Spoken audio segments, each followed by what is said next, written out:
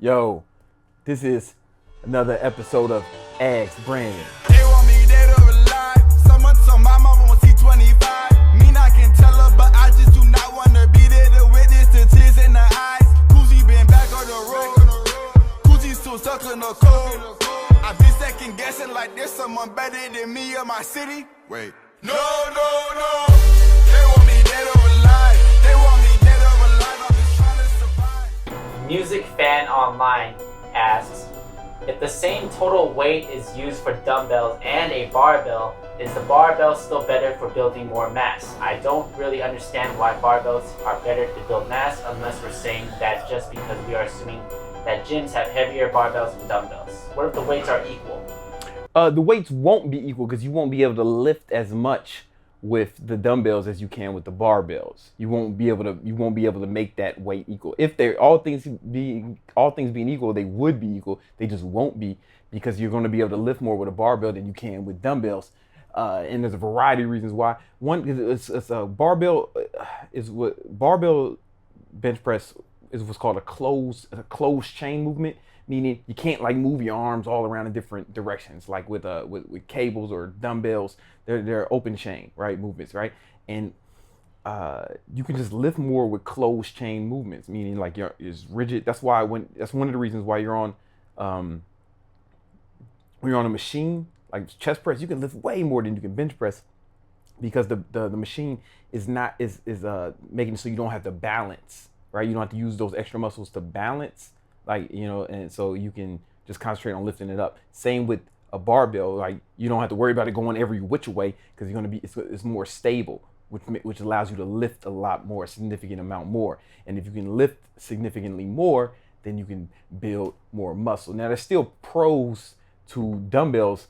Okay, basically, if I got a barbell right here and this is as far as I can go, right?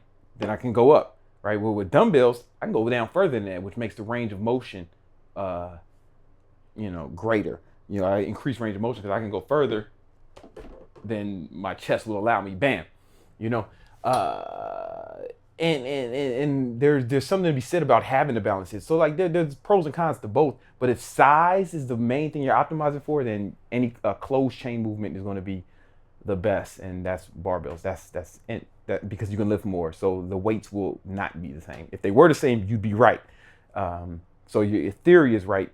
You're right in theory, but in practice, it's not the case. Anthony Garrett asks, What's up? do you still meditate twice a day, and what are your favorite benefits of meditation? Man, it's been about once a day, and almost not every day. And when I don't meditate, I notice that it's more difficult.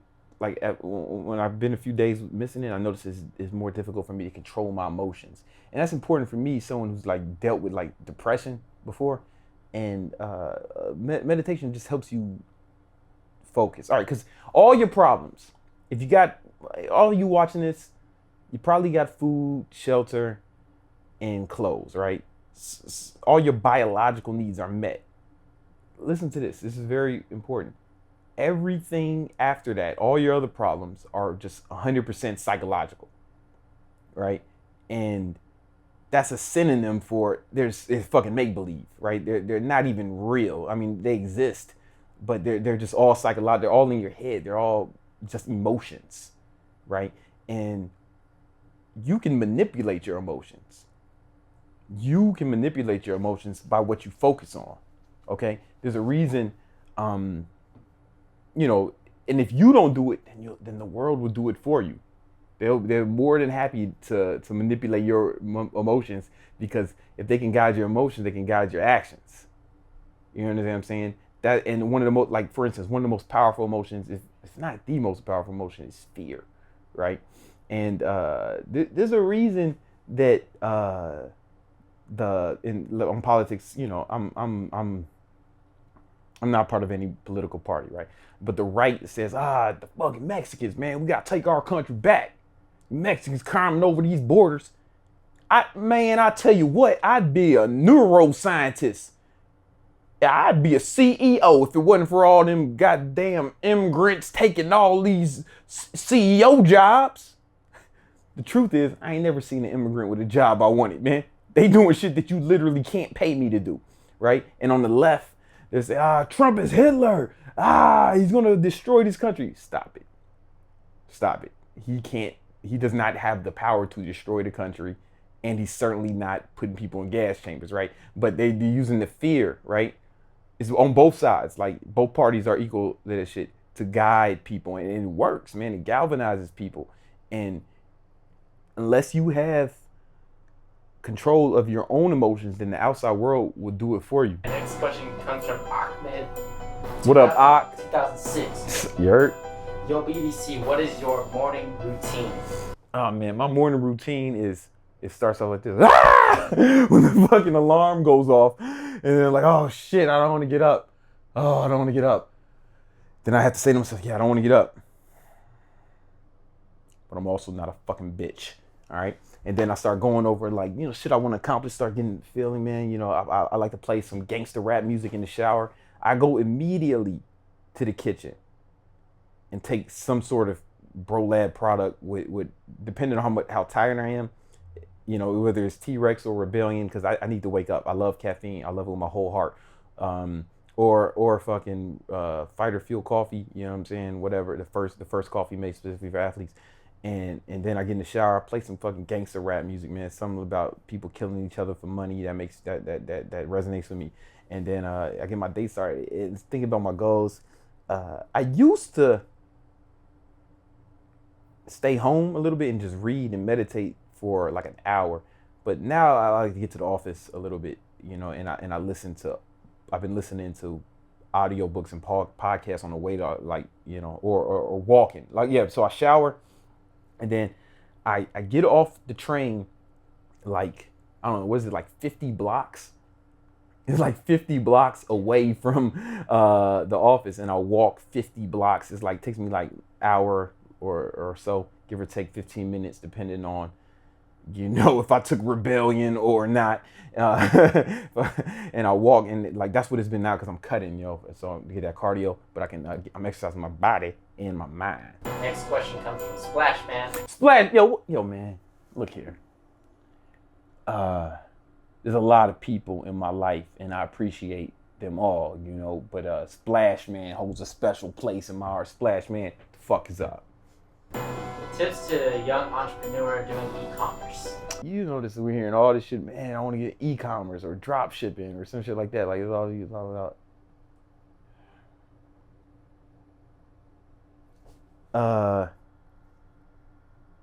I'm going to talk about entrepreneurship in general.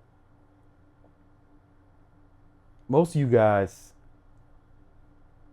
and it pains me to say this because I love you. I love the Splash Man. But most of you guys, you want to be entrepreneurs, right? But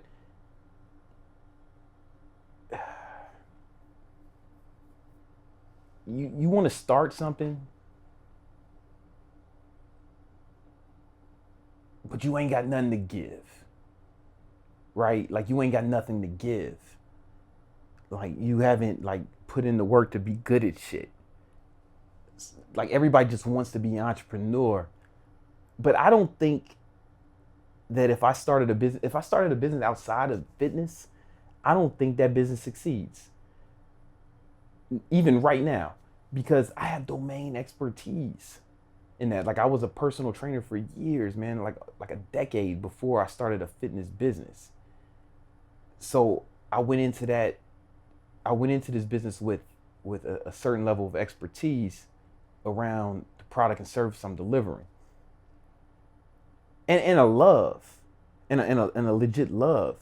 Like, if you're just trying to fucking drop shit you find on Alibaba, I get it. If you can squeeze some money out of that, then cool, But you're not gonna be passionate about the trinkets you're trying to hawk off Alibaba Express, man.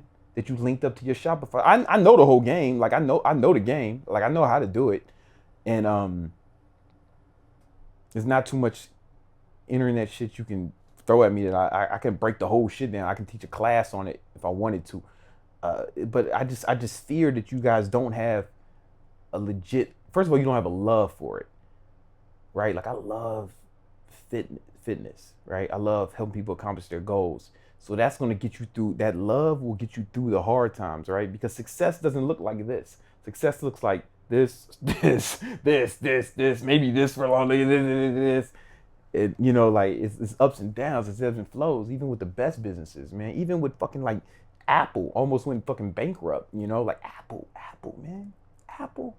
Can you imagine Apple going out of business? They almost went out of business before. Like, you know, and to think that you're gonna fucking throw up some fucking Shopify store that you linked to Alibaba Express and use the Oberlo app to fulfill the orders, and because you watched some Jagoff's ad that came on the pre-roll of another YouTube video you watch, you know, like maybe.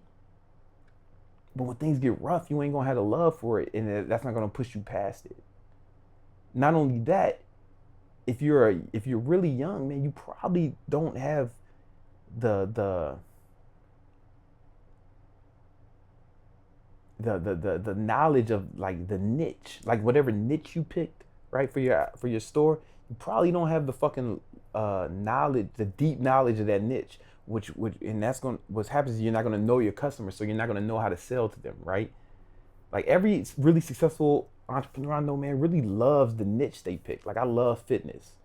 Like Ty loves, the fuck does Ty sell? Knowledge, man. He loves that shit. You know, RSD, man, they're 8-figure business, man. They love pickup and personal development. I mean, they love it. You know, like my man Marijuana Don did 60 million a year, man. He loves weed, bro. Like he loves the shit. He loves like not just getting high, but he actually loves like growing it or coming up with new strands or like the nerdy part of it. He loves every like little bit of it. Like, you know, I love studying, you know, the anatomy and how the body responds and different muscle fibers. Like I love that shit. And that love will give you a deep knowledge. And if you're just trying to throw up some shit to make a quick buck, that's cool, man. But it's bullshit though. Like it's bullshit, you know, but you might be able to make a quick buck doing it. And I'm not hating on you for that. Here's my advice. So I say all to say, like, let that just be some practice or a hobby shit, man, because I don't know any real successful entrepreneurs who don't fucking love the niche they picked. I just don't. I've never seen it. I've never fucking seen it. Or at least haven't been working it, man. Like I know another guy, he has a logistics business. I don't think you know what that means, but he worked in that industry for fucking decades before he started his own shit. So he had like deep domain expertise. I worked in fitness for mad long before I started a business. Marijuana Don got high as hell his whole life before he started that business. It's like you buy. I'm not saying follow your passions or shit you love, but that shit will help you go through the hard times. But more importantly, it gives you the domain expertise you need to really succeed.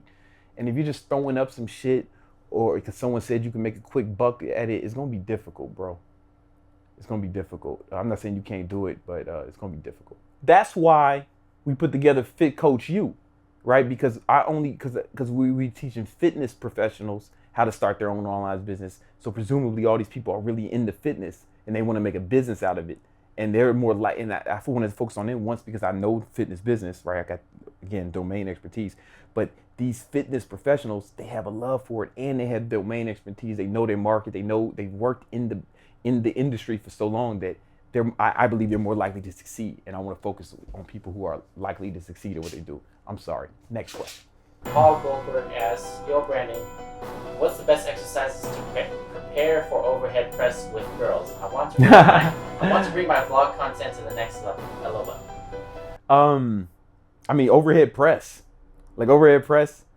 And like I think I can, but it's also balance, right? It's balance. So I think me being able to do handstand push-ups really well helps with that, because there's other man, bitches, man, they start flailing around like a fucking salmon out of water, and you're gonna have to balance, right? So the handstand push-ups helps with that. I think if I never did handstand push-ups, I'd probably drop like 50, 60 girls, you know, by now.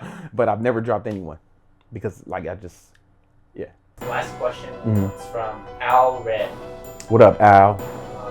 Yes, how do you like the Apple Watch, Brandon? Maybe you can talk a little about it in your next video. Thanks. I like that. What I like about the Apple Watch is one, it's kind of lit, it's kind of cool, sexy, you know, like Fitbits, man, be looking nerdy and shit. especially the what's it called? The fucking Surge. Shit look goofy as fuck.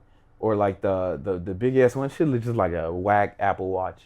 And I like, because especially when I'm cutting now, I track all the calories from every workout. So like when I'm walking, if I'm walking, I turn it on. I start tracking those calories. If I'm walking and I walk extra and I see how many calories I burn it when I'm working out, and it's measuring my heart rate. So when I'm doing my steady state cardio, I want to keep my heart rate at around 60 to 65% of my max heart rate, you know, and that's the fat burning zone, allegedly. And but I just look to see how many fucking calories I burn throughout the day, and that helps me like with my caloric, and that links up with my fitness pal, so I know how much I can eat and how much I can't. It helps with that. It tracks my sleep automatically, so I can, and the quality of my sleep. I mean, I had to get a separate app for that, but I think it was gonna be good for that. And that's all I really use it for, is tracking my calories burned and the sleep I get, and those are important health markers for me.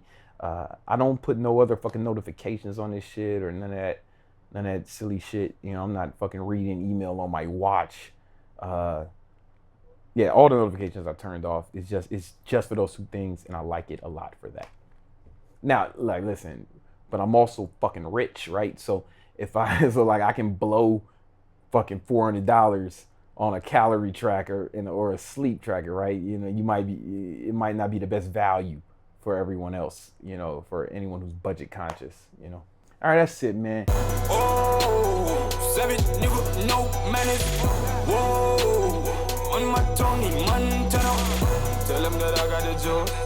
Tell them your boy got the flavor. Let them know, we out on the road getting paper.